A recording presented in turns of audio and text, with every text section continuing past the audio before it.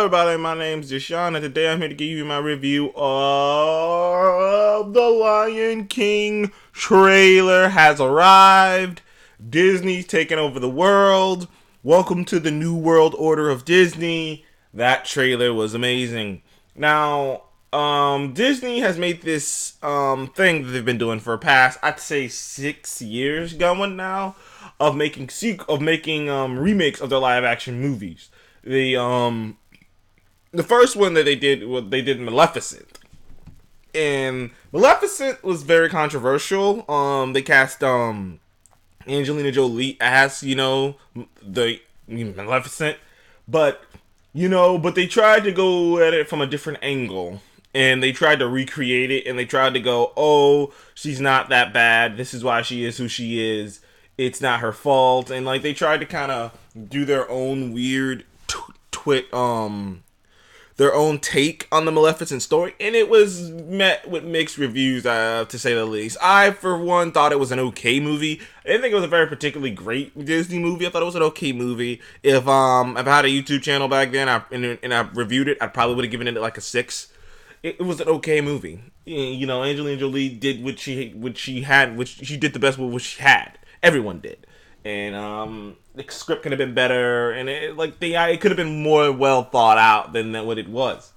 Then they've kind of went into this different direction. They made a live action Cinderella, a movie that with damn it, I already forget the actress who played her, but they made a live action Cinderella that turned out pretty good. Me and my mom and my aunt watched it on Random Ass Tuesday.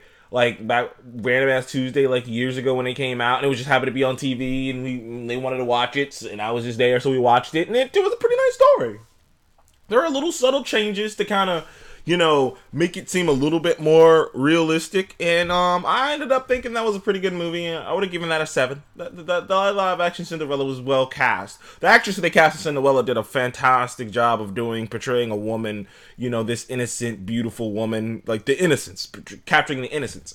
But then they came out with the live action Jungle Book, and let me tell you, ladies and gentlemen, I love that movie.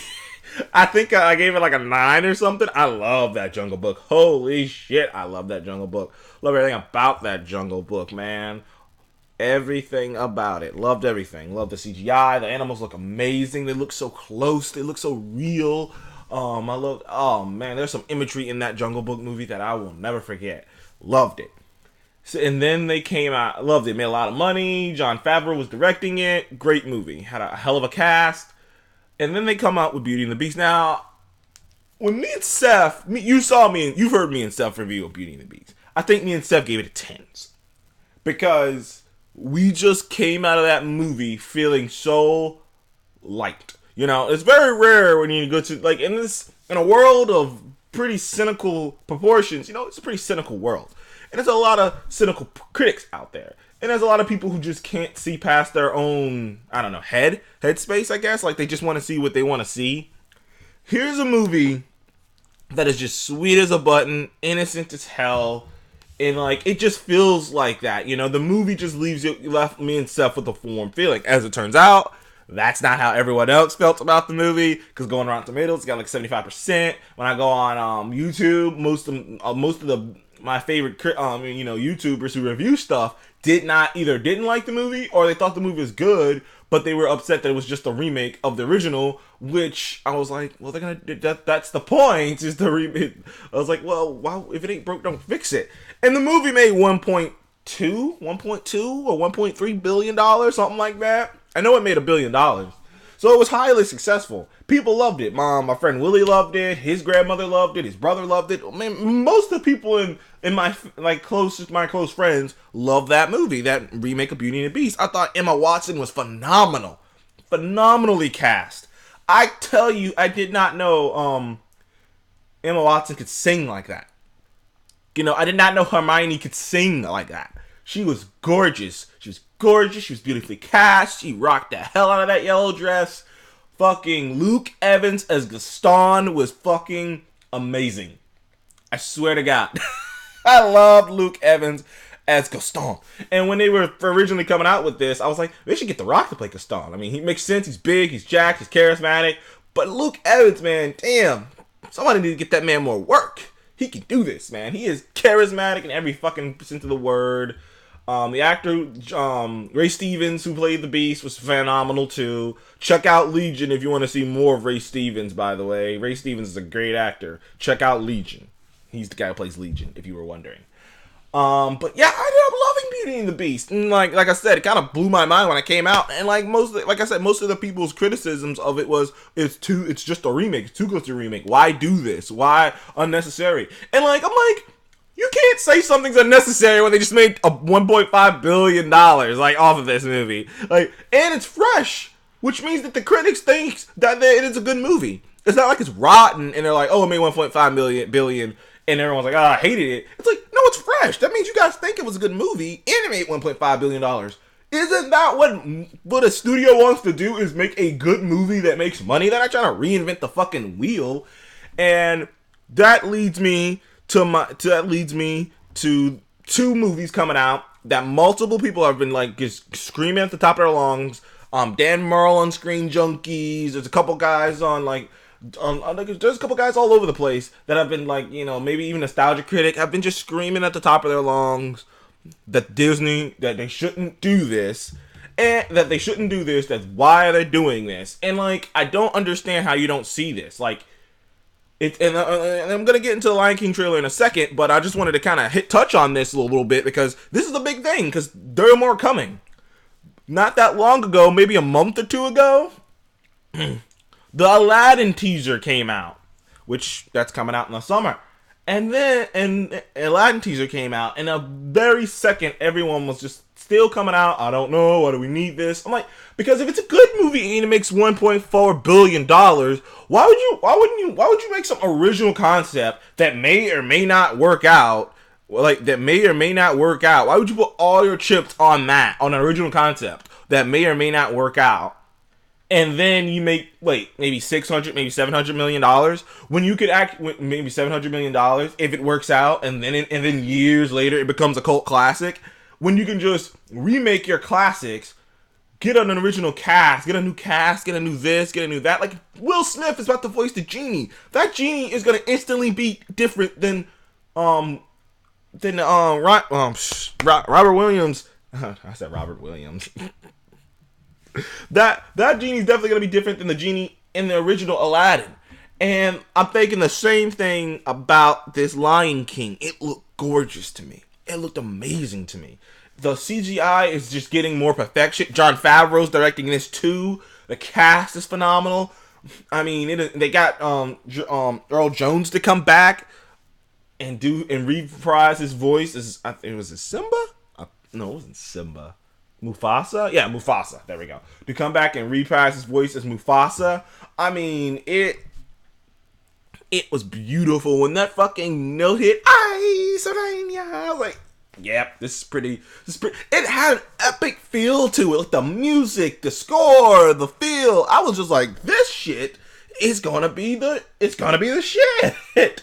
But at the same time, looking at this, I'm looking at the cast. They didn't really show much. You just see kind of those, images of the CGI, same kind of CGI from the Jungle Book. Beautiful, gorgeous CGI. It looks so real. The area looks so real. The environment looks so real. All of it looks so real. You see, Tuviki, and it is amazing.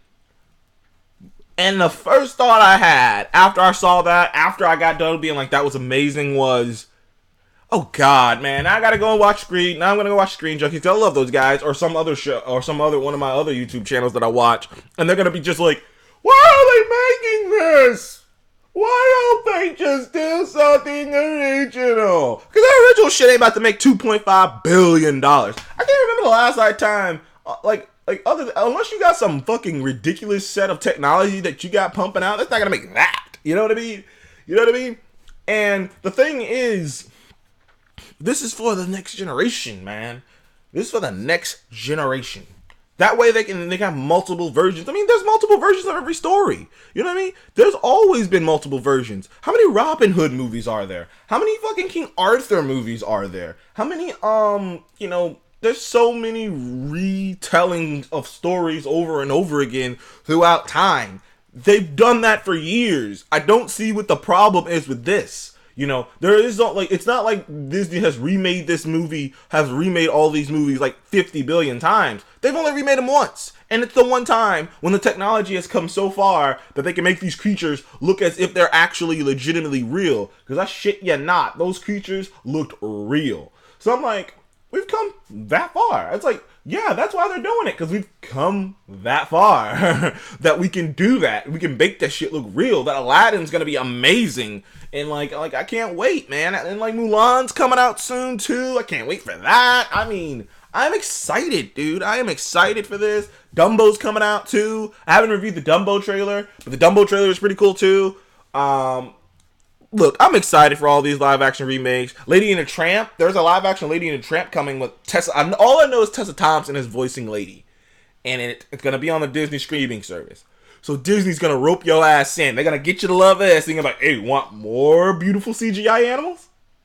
Come to Disney streaming service. But anyways, I love the Lion King trailer. It was amazing. It was awesome. Disney's about to take over the world because they literally got Aladdin and the Lion King coming down the pipe, and those movies are gonna get $1 billion each. They got Avengers Infinity War coming down Avengers 4 coming down the pipe. That movie's getting $1 billion. Like, man, Marvel is like Disney might potentially make like $4 billion, maybe $5 billion off of 3 movies. Like, there's a good chance that they might end up making $5 billion off of 3 movies, or at least 4. So I'm excited for this. I'm pumped. Thank you for joining me on the Comic Game Movie Show. What did you think of the Lion King trailer? I saw some people cry. Looking at that trailer. It was beautiful, dude. It was shit you not. That was beautiful.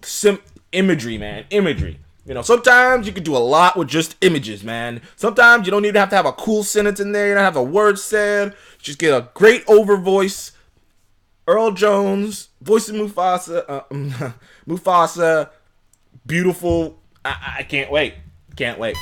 Thank you for joining me on the Comic Game Movie Show. What did you think of the Lion King trailer? Did you like it? Did you not like it? Do you agree with guys like Dan Merle and others who are really kind of against all these, you know, remakes? Or are you with me in the camp of there always will be remakes? Everything gets remade. Nothing is untouchable. Everything will get remade. And if you remake it and you put effort into making it good, then that's all I want. And this looks like it's gonna be great. So I'm not gonna sit here and bitch and moan about, oh, why don't they do all these original? Man, fuck all that.